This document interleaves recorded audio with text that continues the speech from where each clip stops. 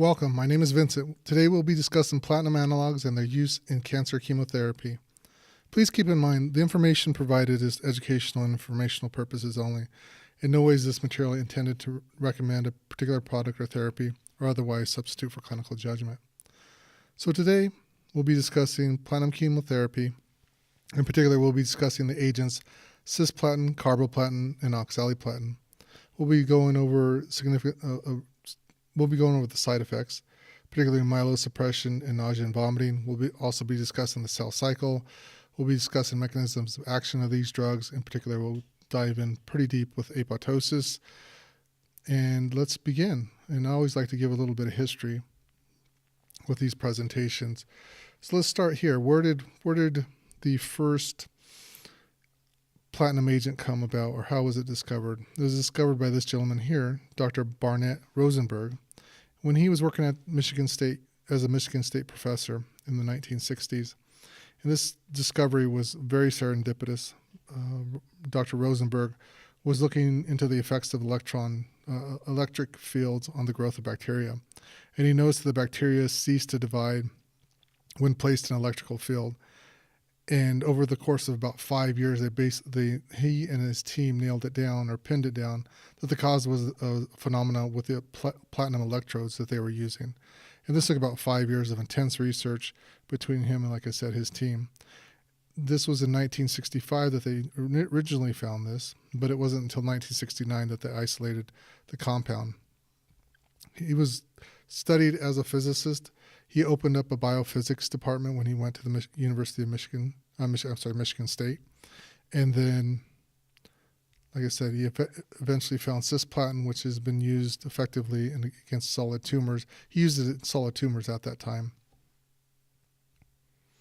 We'll be discussing these agents, cisplatin, carboplatin, and oxaliplatin. Let's give a history of how we got here. So we start off in 1946 and using methotrexate for hematological disorders primarily in 1946. And then we moved up to 1959 when we found cyclophosphamide. So cyclophosphamide is an alkylating agent. After the alkylating agents, then finally we see our first platinum agent, which is in 1969, as we mentioned. Dr. Barnett Rosenberg found that. And after 1969, we go into another class, and we found doxorubicin, which is an anthracycline. I'm doing this to give an idea of where the platinums fit in with the other agents. So methotrexate is an antifolate, cyclophosphamide is an alkylating agent, cisplatin is a special alkylating agent that we're going to find out. Doxorubicin is an anthracycline. Carboplatin is a very close cousin to cisplatin in structure and otherwise, and almost all its effects too.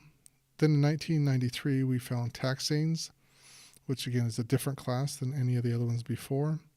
In 1996, the approval of oxaliplatin, and that's our third platinum agent that we're going to discuss today. But I also want to give an overview of what happened after 1996. So I consider the agents we've discussed so far as conventional chemotherapy. In 1996, there was a deviation from conventional chemotherapy, and we entered in the age of MABs, or monoclonal antibodies. And the first one was rituximab, and this was used primarily in non-Hodgkin's lymphomas. Then shortly thereafter, in 2001, another new era started, and these are the NIBs, or the TKIs. The first one is imatinib, and this is used in CML. And then the final age that we're in now is ipilimumab, which is immunotherapy. So some of these overlap. There's not a clear delineation there's still some development with conventional chemotherapy. There's not new conventional chemotherapies. Like there's not a new platinum agent coming out anytime soon that I know about. There still continues to be MABs being made now, including rituximabs type agents. There's NIBs that are continuing to be developed, and immunotherapy is at the forefront of cancer therapy right now and has been for the past 7 years. But those are kind of the progression as far as cancer therapy is concerned. Well, let's look at cancer. Let's look at some of the characteristics of cancer in order for you to get your bearings as we go forward. So what are the characteristics of cancer? I think the first one is fairly obvious. It's proliferation, it's growth. So I think everyone would recognize that that's one of the hallmark signs of cancer. But there's other ones, such as angiogenesis. Angiogenesis is the development of blood vessels around the cancer cell. As cancers grow, they need fuel, they need oxygen, and in order to do that, they need more blood vessels to come around them to provide those particular substances. Cancers are very good at avoiding immune detection. As I mentioned in the previous slide with immunotherapy, there's now therapies to make cancer more susceptible to immune detection. But cancers currently that aren't treated with immune therapy are very good at avoiding immune detection. There's mutations. Mutations can be caused either internally or externally. Internally by oxygen-free radicals, externally by typically mutagens, such as chemicals or radiation. I should also say internally we can, those are the typical ones. Internally is oxygen radicals. Externally, as I mentioned, radiation and chemicals. There's metabolic changes. There's resistance to apoptosis. I'll talk about it more in depth as we get to the apoptosis. There's also resistance to growth suppression. So typical normal cells only have so many life cycles, at which time, or when they bump up against other cells or other tissue, they stop growing. Cancer cells don't do this. There's inflammation. There's immortality. Immortality, again, typical normal cells only have so many replication cycles, and then they stop replicating and typically die or stop replicating altogether. Cancer cells continue to replicate indefinitely in some situations, especially as the cancer develops more and more mutations. And how they do that is they put on more what's considered telomeres at the end of the chromosomes, which a typical cell, a normal cell, the telomeres shrink after each replication cycle, and then when they get so small they can't replicate anymore. Cancer cells, one method they do this is they reactivate an enzyme called telomerase, which puts on more telomeres so that the telomeres can grow at the ends of the chromosomes and allow them to replicate multiple times beyond normal. And the last one, and probably the most devastating of these, is metastasis. And metastasis basically means this cancer is moving from one site, the origin site, to another site. Example would be breast cancer moving to lung, breast cancer moving to the brain, breast cancer moving to the bone, or the primary being lung cancer moving to the kidneys, moving to the lungs, moving to the brain. So those are examples of metastasis. Most individuals who succumb to cancer or die from cancer, it's not usually the original cancer site. It's not the original site that kills them. It's usually the metastasis, complications from the metastasis that compromise other organs and compromise the whole body in general. But with regard to all these drugs that we're going to be discussing, they attack one particular characteristic, and that's proliferation. None of these drugs attack angiogenesis. They don't deal anything with the immune system. They may take advantage of some of the mutations they have, but these drugs in themselves can actually cause mutations. There's metabolic changes that it doesn't address necessarily apoptosis. It actually causes apoptosis, but it doesn't reestablish apoptosis. It doesn't do anything with growth or inflammation or mortality, and there's not a drug on the market right now even available for metastasis. So what are the sites in the body that have a high rate of cellular proliferation? Now the body here, so kidneys and bladder, gastrointestinal tract, lungs, skin, sex organs. For females, that would be the breast tissue, uterine tissue, ovaries. For men, it would be the testes, and I'll throw in prostate for that one. And then the last site that has a lot of turnover or replication is bone marrow. So what sites are most likely to develop cancer? Same picture, and we have the same sites: kidney, bladder, gastrointestinal tract, lungs, skin, sex organs. Breast cancer being the most prevalent in women. Men do get testicular cancer. Most prevalent cancer in men is prostate. No, it's not the most prevalent, but a very prevalent one is prostate cancer. Women get ovarian cancer, they get uterine cancer. And then bone, basically any hematological disorder that's non-Hodgkin's, Hodgkin's lymphomas, lymphomas and leukemias. So if we take all those into account, that's about 75% of all the cancers. So all the sites I just mentioned, take into account 75% of the cancer incidences. Where do most of the side effects occur with conventional chemotherapy, the chemotherapy that we're going to discuss? We have the same picture. We're going to get potentially kidney toxicity, bladder toxicity. In this case, we're going to get mostly kidney for these particular agents, gastrointestinal tract, lung, skin, back to the sex organs, and lastly, bone marrow. So how do these typically present themselves? Well, if it's kidney, we're going to get nephrotoxicity, cystitis with bladder. Again, that doesn't usually occur in these particular agents. It does occur in other agents such as cyclophosphamide, which is an alkylating agent, or ifosfamide, which is an alkylating agent.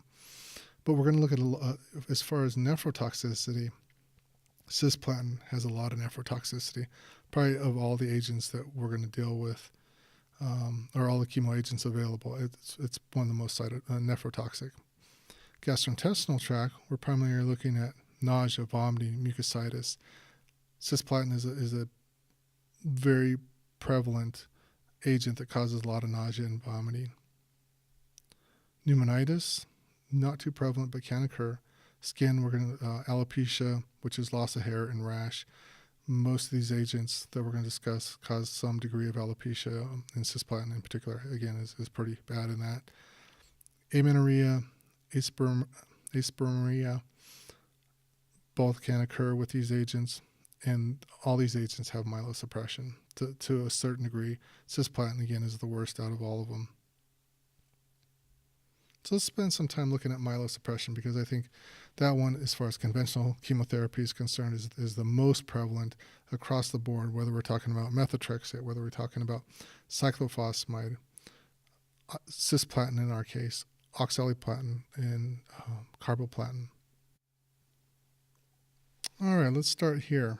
We'll start with the stem cell. So the stem cell can become many different cell lines, one of which can become a macrophage, basophil, eosinophil, neutrophil, can also become erythrocytes, which are red blood cells, can become platelets, and those ones we just discussed are the innate immune system. They're also considered the first ones in white are the white blood cells, and then you have erythrocytes with the red blood cells, and like I said, platelets. Now we move into the lymphoid system. The other side was the myeloid system. This is the lymphoid system with B cells, which produce antibodies, T cells, and the T lymphocytes break up into two different types. They can be T helper cells or CD4 plus, same thing, and cytotoxic T cells, which are CD8 cells. The last cell is dendritic cells. Dendritic cells basically communicate between the innate immune system, which is those first group of cells, the macrophages, the basophils, the eosinophils, neutrophils, and the B cells and T cells. And the B cells and T cells are considered your acquired immune system. For our purposes and what we're concerned about in myelosuppression is not so much the lymph node cells, the B cells and T cells. What we're mostly concerned about is a particular type of white blood cell, the neutrophil, and we're concerned about erythrocytes and platelets. The reason being is that neutrophils are particularly susceptible, so are platelets and erythrocytes, to myelotoxicity due to these particular agents. And because the neutrophils serve as the innate immune system, if you lose neutrophils, you basically become more susceptible to infections. If you lose platelets, you become susceptible to bleeds, because platelets are essential for forming clots. If you lose erythrocytes carry oxygen, and oxygen is necessary for all tissues to function. So if erythrocytes start going down, which is called anemia, you start getting fatigued, you start having difficulty breathing. If it gets really bad, you succumb to cardiac arrest. So those are all important agents, or all important cell lines, in order to keep in mind when we're talking about these chemo agents. Now, the first ones to become susceptible is the neutrophils, and that's because their lifespan is about 6 days. So you can imagine the ones that, imagine an individual who's to get chemo today, all those, the new cells would not be made today, and therefore the count would go down. And the ones that are currently alive would only be alive for about 6 days. The next ones to come to experience issues are the platelets, and then those only last about 8 days. So both with neutrophils and platelets, individuals who receive chemotherapy, in about 14 days, both neutrophils and platelets are going to be at a very, very low count, and that's called the nadir. And that's when we'll see they'll be most susceptible to infections, most susceptible to bleeding. But throughout their chemotherapy, if they're getting conventional chemotherapy, like we're going to talk about the cisplatin, the oxaliplatin, the carboplatin, they will be susceptible to infections and bleeding, possibly throughout, depending again on how well their body's tolerating it. The ones that last the longest, though, are erythrocytes, and those last about 120 days. So the individual will have to get multiple rounds of chemotherapy in order for their red blood cells to come down. Most people, though, by the end of therapy, because most of them last several weeks, their erythrocytes will start to come down. Next, we'll talk about nausea and vomiting. And nausea and vomiting with this particular class of agents is particularly prevalent. And how do we deal with that? We give them medications called antiemetics. They fall in a category called antiemetics. And up until the 90s, this was a particular problem with cisplatin. It was just a horrible agent. It caused a lot of nausea and vomiting, and people actually stopped taking their chemo just because it was so horrendously bad. However, in the 1990s, the first antiemetics, or I shouldn't say the first, but an antiemetic class to come about that changed everything for chemotherapy and the treatment of nausea and vomiting they're considered 5-HT3 antagonists. So the 5-HT stands for serotonin. The 3 stands for the receptor site, which is the third receptor site. And antagonist means it blocks it. So 5-HT3 antagonists such as ondansetron, granisetron, and the newest one is palonicitron, are great agents, and they help significantly with nausea and vomiting. A lot with vomiting, and they do help a lot with nausea too. So these are great agents. They came out in the 90s. Palonicitron just came out in the past decade. And the only thing about palonicitron that's different than ondansetron and granisetron is that it lasts 72 hours. So patients get it the day of chemo, and they usually have about 48 to 72 hours of relief, and then other agents are given. But that's a tremendous difference than what it was even a decade ago. The next agents that came about recently, they're called substance P or neurokinin 1 antagonist, or NK1 antagonist. And these agents, in conjunction with 5-HT3 antagonist, are used together, and you get an additive, if not synergistic, effect between them. Substance P has been known for a long time to cause or be associated with nausea and vomiting. So again, blocking a different site than the 5-HT3 antagonist, which blocks serotonin. These ones block substance P. The last group the one group that's used used often too is corticosteroids, usually dexamethasone for chemotherapy patients, sometimes prednisone, but often mostly dexamethasone. Those 3 are the most common. Other ones that can be used are dopamine antagonists such as prochlorperazine, promethazine, metoclopramide, Haldol can be used. The last one are cannabinoids, and this would probably more likely just be Marinol. But those first 3 I mentioned, the 5-HT3 antagonist, the substance P, or the neurokinase or NK1 antagonist with dexamethasone, that's a very potent combination as far as preventing nausea and vomiting. The other ones can be used if you have breakthrough. I should mention the other agents that can be used are benzodiazepines, which Ativan, diazepam, Xanax fall into that category. The one that's used most often is Ativan. Every once in a while, Xanax can be used. Diazepam is very rarely used in chemotherapy patients to help with nausea, but you can use the other ones mostly for anticipatory. nausea. But these other agents I talked to, 5-HT3 antagonists, NK1 antagonist, and corticosteroids, are used prior to chemotherapy, so the patient never even develops nausea or vomiting. So now we're going to move to the cell cycle. Now, why study the cell cycle? Why is that important for understanding of these chemotherapy agents? Well, to understand cancer biology, we must become familiar with the cell cycle, because the cell cycle represents more or less the master controller that determines whether a cell is going to grow or not. And once we become familiar with the cell cycle, we start to understand where and how chemotherapy can work, both in conventional chemotherapy and with newer targeted agents. And this is a very stripped down, a simplified cell cycle. So cell cycle starts with one cell, and you have the G1 phase, which is the gap1 phase. At this G1 phase, the cell is basically replicating all its contents outside of the chromosomes. The chromosomes in my depiction here is represented as the X. So everything else, the nucleosides, proteins, are all being replicated here. The cell does not have to go through the G1 phase. It can go to G0 phase, which it just means it's arrested. It's not replicating at all.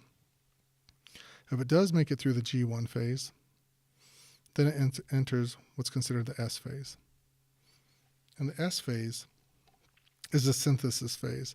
In this phase, each of the chromosomes, there's 46 chromosomes, is duplicated. And once it's duplicated, now you have a set of each chromosome in one cell. It enters the G2 phase, or the gap2 phase. This is where the cell is double checking that the DNA is replicated appropriately. There's no errors, and if there are errors, it needs to be repaired. And that is in order to get ready for the M phase. And the M phase is mitosis, and that's where you get the cellular division. That's where you get the creation of a daughter cell. So one cell breaks off from the other, and it's identical. So chemotherapy.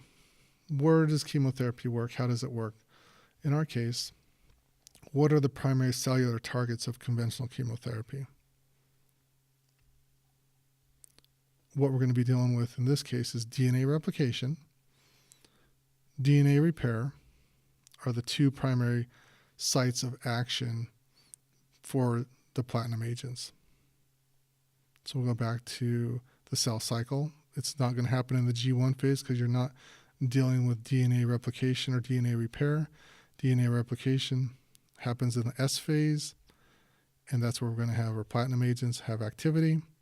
As I mentioned too, in the G2 phase, when there's repairs and there's making sure that the DNA is properly replicated, there has some platinum activity there too.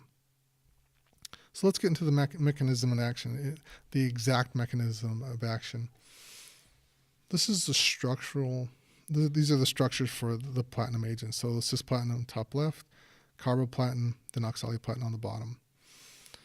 If we look at the platinum agents, though, and we compare that to this is an alkylating agent. So this particular alkylating agent is a bichloroyl ethylamine. So the bichloral means there's two chlorines, the Cl, and it's an amine because it has a nitrogen. It's there's two, and the R group, this means that there's other part of the molecule. And it's bifunctional, means that both chlorides have activity. So let's compare that to our cisplatin. So if you can see, the alkylating agent on the right and the cisplatin have a lot of resemblance. And because they have a lot of resemblance, what was discovered is they actually have the mechanism of action is there's a lot of mechanism overlap between their mechanism of action. So where do these work? This is a depiction of guanosine monophosphate. Guanosine monophosphate is a nucleotide. This is a nucleotide. The guanine is the nitrogen base up at the right-hand side, labeled, and then there's ribose, which is a sugar, and then it has the phosphate. So this is guanine mono meaning one phosphate group. Guanosine meaning that there's a sugar group and a nitrogen base, and the guanine attached to it. This is a nucleotide. The nucleotides form the backbone or form actually DNA. And this is one of 4 of them. The other 4, we have guanine. Guanine and cytosine are based together, are paired together. The other ones are thymine and adenine. Those are paired together. So this is an example of a guanine. This is also considered a purine nucleotide. There's pyrimidines too. So there's 4 of them all together. Important thing to keep in mind, this is a nucleotide. This is basically DNA. The main component of DNA. And the reason I put a 7 on that nitrogen, you can see the 7, is because that's where the cisplatin, oxaliplatin, and the carboplatin attack. So they attack right here. Why do they attack right there? Well, that particular nitrogen, because of the way it's structured, has these electrons that are shown in green. Electrons are negatively charged. So just simple chemistry, actually, in this regard, is that you have a negative charge and it's looking for a positive charge. So what do you think is going to be the positive charge? It's going to be our drug. So these guanine bases are particularly susceptible to the platinum agents. Let's look at this in a little bit more detail. We have our same guanine structure, and you can see the nitrogen with the 2 electrons in red in this case. And this is, as I mentioned before, the pairing. So you have a cytosine on the left-hand side. You have a guanine on the right-hand side. And you see the C and the G. They're labeled. That nitrogen is the 7th position nitrogen. The electrons, again, are negatively charged. So let's put a cisplatin in here. So cisplatin, those are a chloride connected to the cisplatin. That chloride on the outside, there's a high concentration of chloride in the blood relative to inside the cell. There's a plasma membrane, that's a green thing going across. Inside the cell, there's not a lot of chlorides. So when the cisplatin does cross the plasma membrane, it disassociates from the chlorides. Disassociate means they come off, and it's replaced by water. That's H2O. And the H2O is positively charged. You see the 2+. So again, we have something positive charged, and those nitrogens with electron are negatively charged. So what's going to happen is that cisplatin is going to bind to the N7 position. Once it binds to the N7 position, it's binding to DNA, because this is part of the DNA. When it binds to the DNA, it forms an adduct. This is intrastrand, means it's on the same strand, adduct. This is another depiction of the same thing. We have cisplatin up at the very top. The PT is the platinum, and it's bound to, in this case, 2 guanines at the N7 position. And as on the bottom left-hand side, there's intrastrand cross-linking, means it's on the same strand, because keep in mind, DNA has 2 strands, and each strand, through the base pairs, are kept together by electron bonds. And then on the right-hand side, there's interstrand cross-linking, which means the platinum is connected to one strand and the other strand. And as reported here, it's poorly repaired when it's intrastrand, which is on the same strand, but if it crosses the strands, it's better repaired because it causes more disturbance. And during that G2 phase, it typically catches that and fixes it, where the intrastrand is a little bit harder to do. I'll show another depiction of this. This is the DNA again, and their first one is monoalkylated. I shouldn't have said it's not monoalkylate because it's not alkylates, but the one platinum is bound there. In this case, the platinum is going to interstrand across the strands, and then in this case, it's linked is cross-strand. It's intrastrand, so on the same strands. So when this happens, the DNA is damaged. It leads to tumor cell death because the DNA is damaged. It inhibits DNA replication. It inhibits cell cycle, but ultimately it leads to apoptosis. Apoptosis is cell death or cell suicide. But because of those previous items of DNA damage, DNA replication inhibition, and stopping at the cell cycle, all of those lead the cell to believe, or lead the cell to basically commit suicide. So apoptosis. Let's go into a little bit more what apoptosis is and the mechanisms behind it. So apoptosis is cell death. The perfect example of cell death, and I just want to throw a beach picture in here anyway, but an example is that when we're out in the sun and after we get a sunburn, a day or two later, our skin starts to peel. That's a large scale. That's an example of apoptosis. Those cells have been damaged by UV radiation to the point that they can't repair themselves. And what they have done is they basically killed themselves and then they're sloughed off. And that's an example of apoptosis in a large scale. If we compare apoptosis and necrosis, there's a huge contrast. The contrast being, if you look at the left, the necrosis is cell death that explodes. It's uncontrolled, it's swelling, it's leaking, it splits. All the contents of the cells come out and go to surrounding cells and cause tissue damage and inflammation. That's necrosis. That's not what we're looking for. Apoptosis is a controlled cell death that does not have all that side tissue damage, nor does it typically have an inflammation component associated with it. How does apoptosis come about? There's two primary mechanisms. There's an external mechanism, which means that there's stimuli coming from the outside telling the cell that you need to die in order, because there's so much detection of damage. But the one we're going to focus on is called it's an internal, and this is primarily elicited by two mechanisms: DNA damage and oxidative stress. We're primarily going to focus on DNA damage. The overall mechanism is the same because DNA damage can come from oxidative stress. So let's start here. The enzymes that ultimately at the very end are responsible for eliciting apoptosis are called caspases. So caspases, and then ones that mediate whether a cell goes into apoptosis or not are known as Bcell lymphoma family. There are Bcell lymphoma. There's several items in here. We're only going to go through a handful of them, but they're abbreviated BCL2s. So BCL2 are Bcell lymphoma families. So again, a group of proteins known as BCL2 are also mediated. So there's two. There's the caspases at the very end, which caspases we'll find out are proteases, which means they break down proteins.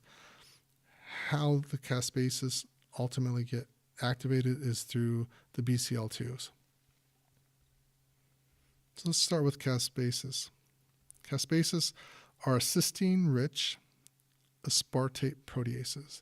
So cysteine is a type of amino acid, means rich, so there's a lot of cysteines in them. Aspartate is the amino acid that the proteases clip off. So how do we get the name? Cysteine-rich aspartate proteases. We took out the C, the ASP, and the ASE, and we got caspases. That's where they got the name from. And they're particularly proteases, which means protein cleaving, and they cleave at the aspartate. They typically are in their inactive state called procaspases. And ironically enough is that in order for them to be activated, they need to be cleaved at the aspartate. The same aspartate residue that they activate or they deactivate other proteins actually activates them. So caspases, we'll find out, actually activate each other. In order for caspases, in order to be activated, the aspartate residue needs to be clipped, and caspases actually take off that residue on other caspases. So caspases are inactive, as I said. They have about 2% activity typically. In order to be activated, their activity is to cleave at aspartate residues once they are active, and they amplify cleavage causes apoptosis. So it's a cascade. So one caspases, we'll find caspases number 9, activates 3, 6, and 9, I believe. I recall correctly, and it's a cascade. So it's like a domino effect. You hit 1, which hits 2, which hits 5, which hits 9, which hits 20. So it cascades itself. So let's switch over now to the B-cell lymphoma, or the BCL2 family. As I mentioned, these are regulatory proteins for apoptosis and cell death. So there's a balance between these. So some of them turn on, some of them turn off. So the anti-apoptotic, which they prevent apoptosis, are in green. I labeled them in green. That's Bcl2, Bclx are the only ones we're going to focus on. There's several more, but in order to simplify it and make it understandable, I only put in 2. These are anti, which means that they prevent apoptosis, they prevent cell death. The thing to keep in mind, or as an aside, there's a lot of cancers that overproduce Bcl2. So recall when I said that cancers, one of the characteristics of cancer is to prevent apoptosis or to avoid apoptosis. One of the ways they avoid apoptosis is they overproduce Bcl2. And when you overproduce Bcl2, Bcl2 is anti-apoptotic, which means it prevents the cell from killing itself, even under conditions that it normally would kill itself because of too much too much DNA damage, or something's wrong with the cell. If the cell overproduces Bcl2, that Bcl2 prevents apoptosis and in some regard becomes immortal in one respect. Bclx is another anti-apoptotic protein. The pro-apoptotics, though, are P53, which is crucial for detecting DNA damage, as we will see. We have BAX, we have BID, we have PUMA. This is, again, only a handful. And PUMA, just for completeness sake, is P53 upgraded modulator of apoptosis. So the P in the PUMA comes from P53. The U in PUMA comes from upregulated. And M comes from modulatory, and the P comes from apoptosis. All right, so let's look at how the apoptosis works in the intrinsic pathway. So we start with mitochondria. Mitochondria make ATP primarily. That's their main function, is to make ATP. So they make the energy for the cell. So this is where apoptosis, the critical component, is the mitochondria. And that if you don't make energy from the cell doesn't survive very much longer. So if the apoptosis, one of its primary mechanisms is to elicit a response from the mitochondria to stop more or less making energy. And by triggering that, basically triggers the cell to kill itself. But we start here with DNA. This is that same DNA I showed you before, where it's again chelated, or again the cross-linking with the platinum agents, and this causes DNA damage, as already mentioned. P53 detects that, and in some cases, if P53 doesn't work, there's another protein called P73 that regulates this too. And P73 and P53, we'll focus on P53, goes to the DNA and functions as a transcription factor in order to make certain proteins, so express certain proteins, and it functions as an inhibitor on other proteins from being expressed. So it upregulates the expression of BAX, and it also upregulates the expression of PUMA. It downregulates the expression, that's why the little block sign, of Bcl2. So remember, Bcl2 is anti-apoptotic, so it causes the cell to continue to live. So by P53 inhibiting Bcl2, it's actually putting it in a more pro-apoptotic situation. It also inhibits Bclx, again, one of the anti-apoptotic proteins that we're discussing in the Bcl2 family. Not only does it do that, but when P53 upregulates BAX and PUMA, PUMA in itself inhibits Bclx. So there's two mechanisms, both P53 and PUMA inhibit Bclx.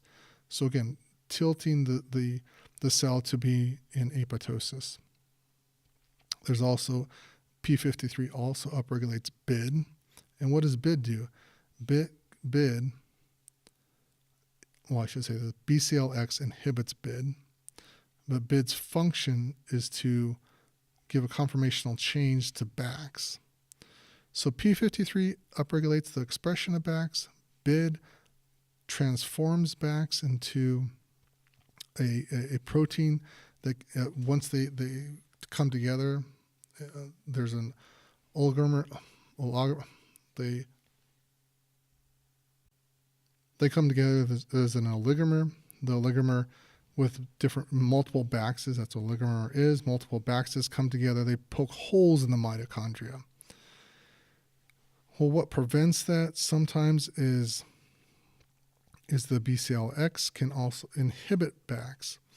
But if we take out BCLX via PUMA and via upregulation of P53 to prevent its expression, BCLX cannot inhibit BAX. So a combination of upregulation of BAX by P53, upregulation of BID by P53, which BID then upregulates BAX, a lot of BAX is produced. When a lot of BAX is produced, it produces holes in the mitochondria, and then the mitochondria goes on and it produces a product called cytochrome C. So cytochrome C is within the electron transport chain. So going back to basic biochemistry, the electron transport chain, as I mentioned right at the beginning, what is mitochondria responsible for making ATP?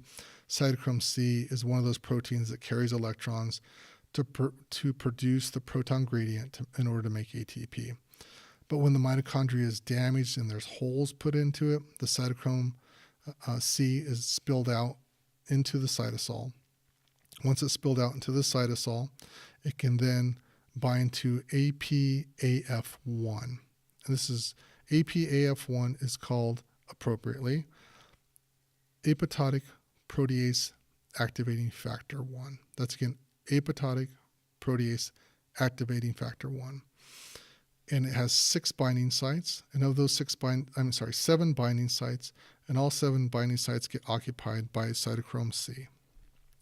When cytochrome C binds all 7 of those sites, it produces a conglomerate of proteins, and the whole thing known as itself as an apoptosome. An apoptosome actually functions once it does occur, and all those 7 sites are filled. It activates those caspases that we were talking about before.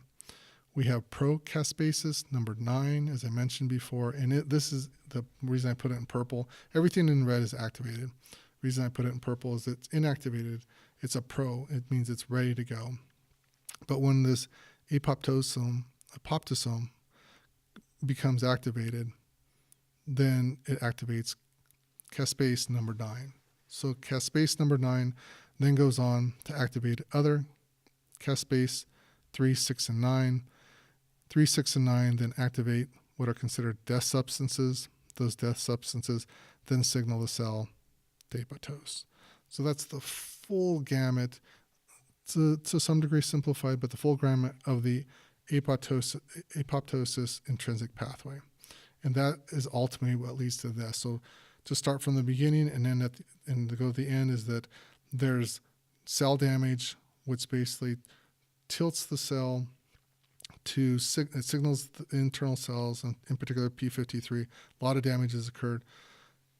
Don't allow it to. The cell tells itself that it needs to kill itself. It goes through the mitochondria to do that. You basically release these enzymes called caspases. Those caspases cleave other proteins, leading to death substances, which leads to cell death. So let's get into specifics about the platinum analogues. What are the most common toxicities associated with platinum agents? We have nephrotoxicity, nausea and vomiting, which again, these are very common. We get those with other agents too. But what's uncommon and kind of unique, if you will, is neurotoxicity. We already talked about Milo suppression, which we were expecting, and ototoxicity, which is unique, particularly for cisplatin, but the other agents, very rarely, but you can get it with carboplatin and very rarely with oxaliplatin. I should say can get with carbo, very rarely with oxaliplatin. And the last one is hypersensitivity reactions. So the ones that differentiate cisplatin or the platinums versus the other agents is neurotoxicity, a particular type of neurotoxicity, ototoxicity for sure with cisplatin, and this hypersensitivity reactions. You can get hypersensitivity reactions with other agents. However, these are unique in this regard. Most agents, you'll get hypersensitivity reactions with the first couple infusions. A primary example of that is paclitaxel, which is a taxane. First couple infusions, you'll get reactions. Same thing with a lot of the MABs, monoclonal antibodies. The first couple infusions, you'll get hypersensitivity reactions. With the platinum agents, this is what makes them different, is that they typically, you can get a hypersensitivity reaction 7 to 8 infusions in, which means what happens is the patient's already gone through 6 cycles of therapy, more than likely has stopped therapy, and then is being retreated again for either another cancer or recurrence of that cancer or some combination thereof. It's typically not on the first, again, cycle or treatment cycle. It's typically when they're retreated that they get the hypersensitivity reaction. So let's look at cisplatin. So cisplatin was the first platinum agent found. It has a wide range, and I don't put all the indications. I just put some of the most prevalent and the ones that I think should be kept in mind. I just put solid tumors. It can be solid tumors such as bladder, small cell lung, esophageal, ovarian are examples. Lung cancer is an example. I think ones that I think you should keep in mind are the ones to keep in mind are head and neck with XRT, which is radiation. So it's used in combination. Cisplatin is a very good radiosensitizer, which means they augment each other. Is that because of the way cisplatin works and the platinums work, is that it has cell damage while you have radiation on top of that, which causes more damage. And so in that situation, it tilts the cell to cause death, cell death of the cancer cell. It's also used in cervical cancer with XRT, and what in the past 5 to 7 years, it's starting to be used in triple negative breast cancer. That means breast cancer that is not estrogen positive, nor progesterone positive, nor HER2 positive. Triple negative typically have a very poor prognosis, but the platinum agents, both cisplatin and carboplatin, have started to make inroads and start to be used quite frequently in that setting. Side effects with cisplatin in particular is nephrotoxicity. This one you have to watch out for, in that when people get after so many rounds of cisplatin, you may not even be able to detect they have toxicity because their serum creatinine may look normal, but typically after 4 to 6 cycles of doses of cisplatin, they're going to have some nephrotoxicity. As I mentioned before, this is notorious for having bad nausea and vomiting. The neurotoxicity is numbing of the hands and the feet. This can be quite substantial. I shouldn't say that. No, this is the neurotoxicity. Usually, can have that. It's usually not as bad as a couple of the other agents that we're going to discuss later on, like the taxanes. It has significant Milo suppression. It does have ototoxicity, and this is highly variable. It can be just a loss of a certain frequency to tinnitus. It can be several different things in ototoxicity. And as I mentioned, the hypersensitivity usually occurs about cycle 7 or 8. Not as prevalent. Sometimes it can occur in cisplatin, but it occurs more often in carboplatin. So what are some supportive measures to reduce cisplatin-induced toxicities? So the nausea and vomiting, we're going to use antiemetics. The antiemetics I discussed previously. With cisplatin, you're pretty much going to give those 3 that I already discussed in the blue. So that's the 5-HT3 antagonist, the NK1 antagonist, and the corticosteroids. Those are used almost always with cisplatin. With regard to the nephrotoxicity, a lot of hydration during prior to giving cisplatin and after cisplatin. Because of the nephrotoxicity, the patients also get electrolyte imbalances. So you may have to replace potassium and mag, and sometimes this is just routinely done even prior to developing deficiencies in any one of these. So one would say that you would want to monitor the electrolytes and closely monitor renal function. Next is carboplatin. Indications: solid tumors. Again, I didn't put them all. When I did put seminoma stage 1s, and the only reason I put that is that this is the only time you're going to see carboplatin given with an AUC of 7, and it's going to be a one-time dose. AUC is the dosing method for carboplatin. You can typically see every 6 weeks is a AUC of 5 or 6, every 21 days. Every week, it's typically an AUC of 2. This is the only time you'll see a 7, is these seminomas stage 1s.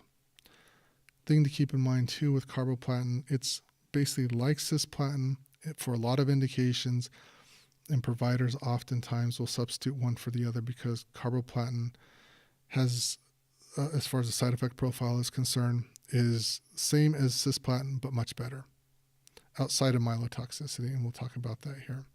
Myelotoxicity is the primary one that you're looking at for carboplatin.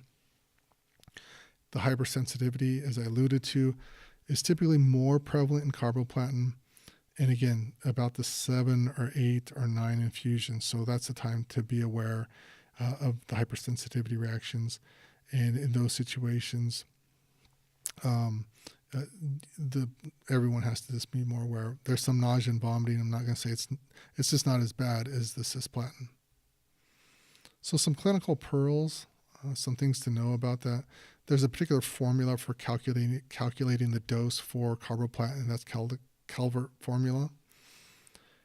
Again, as I mentioned, there's more myelosuppression with carboplatin versus cisplatin. And when you're calculating doses, and this not only goes for carboplatin, but it goes for the other agents, is you're using the actual dose. There was a time that was used ideal dose or adjusted body weight dose, and it was found out that certain individuals were getting subtherapeutic doses because they were obese or just big, and in that case they got lower doses because of their height. That's how ideal body weight is calculated. So for the past about 10 years now, 8 or 10 years, it's the actual body weight. Oxaliplatin is the last one we'll be discussing, and it's primarily used in colorectal cancers. I put hematological disorders, but it can be used. It's not a front line, but for colorectal, it's a cornerstone for colorectal cancers. The side effects are a little bit different with oxaliplatin. You get paresthesias and you get dysesthesias.